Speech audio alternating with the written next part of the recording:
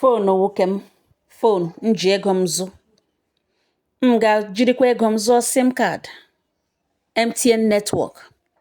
M were hekwa ego m subscribe or goro airtime m ga-use for my own personal use. M ga-eji mee call. MTN amanyakwa aka n'ime m use wezie airtime m zụrụ ha. Hey, disconnect the call from onye mụ na ya na-ekwu. Ọ ga-anọ ha m, aga m anọ ha kwa. Ha pause all my conversation. Card m zụrụ with ego airtime m zụrụ ha, kwụọ ha ụgwọ, eji m ha ụgwọ, m kwụọ ha ụgwọ. Mmewezie the important call. Upon my credit, ha amanya aka n'ime disconnect the call, pause everybody. Be the one with my own credit. Were credit m zụrụ ha na one m. Not even na ọgwụla. Aka m nwere credit. Ha pause na-echetere m n'ime call ha enweghị ha interrupt bata n'ime call m na-eme. Disconnect a call. Onye m na mụ na ya na-ekwu agakwa anụkwa m, aga m anụ ya. Ihe m ga na-anụzi MTN na-echeteziri m echetere. Ha were almost 30 seconds were na-agwa m ga zụọ na ọ ga-agwụ. It will soon finish. Na ọ ga-agwụ ụhụ na ọgwụla kama na ọ ga-agwụ na m recharge ya. Ha kwuchazie ha akwụpụ ụkwụ n'ọkụ. M continue ihe m na-ekwu. Ụmụnne m country ka you can imagine. Mgbe ahụ na-eme ile disconnect, kedu ihe gbasara anyị chetara adult?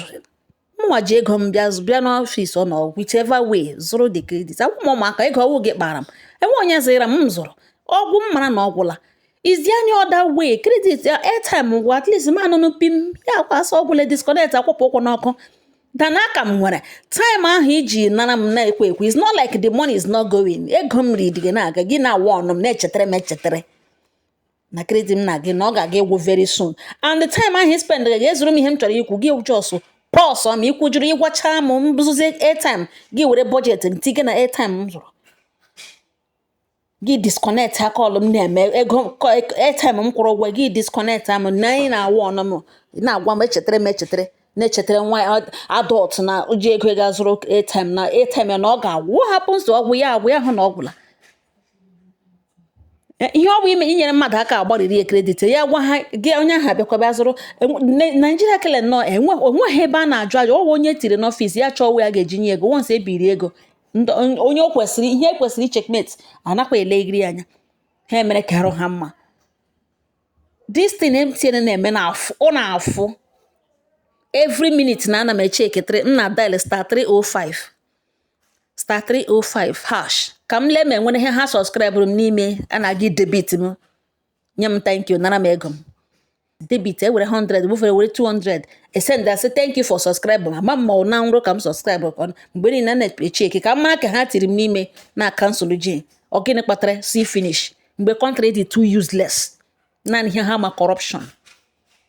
Enwe kwesịrị question anaghị question. Imagine taking 30 seconds from paid airtime of 50 million Nigerians, for example, use MTN. Can you run go there like that? Take 30 seconds from paid airtime from 50 million Nigerians. So we go let's track ha make it. Ekwocha ụgwọ gị chine add airtime ezuru ha nye hekwe ha 30 seconds ha ga-eje chetere na card nga agwụla.